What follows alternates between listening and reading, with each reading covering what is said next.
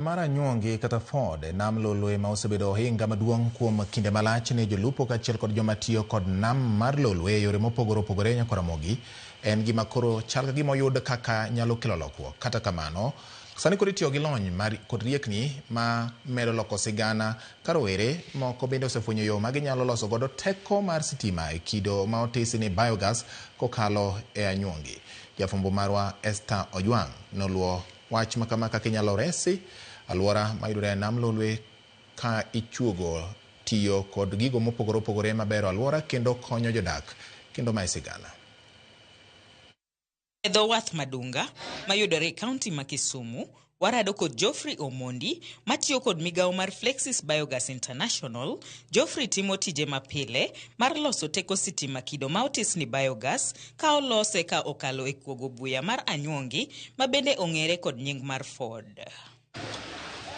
Buyano mar anyuongi irego kod masindni kendo inywando kod pi mar loso teko sitima maler mar biogas. Biogas is one of those type of areas that water hyacinth can be used. It's very easy to harvest. You just pull it out of the water. You don't need to select a particular part of it. You just grind up the entire plant and feed it to the digester. Biogas ber nekecha onge garama mang'eny. Once ni inyalo bedo gi dhiang' kata chiel ka inyalo yudo wuoyo is enough.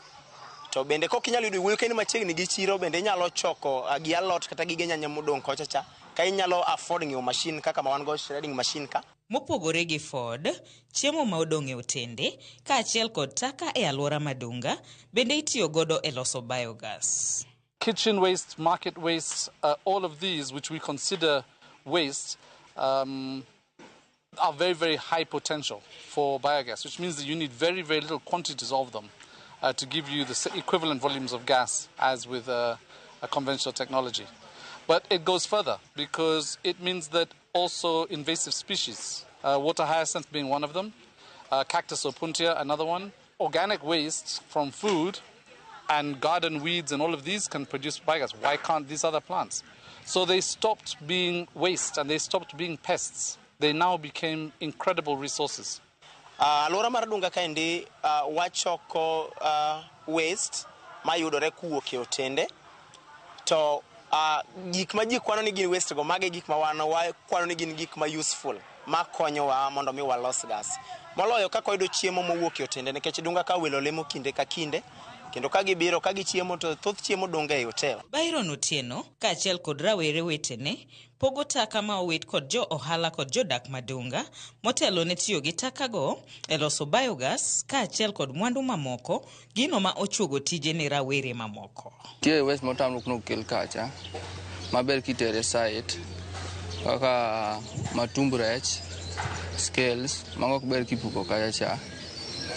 Afu jomoket negi basket e otendegi gino ok ber ka giginene ok ber ka giketo jwala mora mora. Jolony mag thieth osebedo ka chiwo milome ni tedo kod yien kelo tuoche kokalo e iro. Ma en wach majiwogi mar dwaro ni oganda oti kod teko maler. Biogas onge iro, yien nigi iro. Anyalo bet e kom tatedo. To yien ting'e ni dhi kacha tichoro tikudho mach. To biogas tibet titedo kaka I kontrole gi lweti e kaka odhi. To kinde ka kinde yudo water hyacinth ok tek nikech en gima thothne pi biro ga kode ka uka yamo ng'eny e nam to gibiro mang'eny kendo seche moko ginyalo tamo kata mana yiedhi donjo e nam. Teko mar biogas ma iloso kowuok kuom anyuongi kod taka konyo e yore mopogore kaka pith gwen e yor lony manyasani, tedo, tuoyo rech e kind tije mamoko. Atiyo kode through tedo. Anyalo bedo gi gweno ama ringa moro dana tedi, adhi got kasetedo nikech samoro adonjo sa adek takelo kae to gitedo na tadhi godo. Pi bende giywayo waluoko godo rech. To biogas bende konyowa e yore mang'eny mag tedo, tuocho kaachiel gi yo mar pidho gwen. Kiwe mano bende water hyacinth watiyo go kuom loso manyiwa e puodho kacha manyalo konyowa bende e timo pitho mag cham.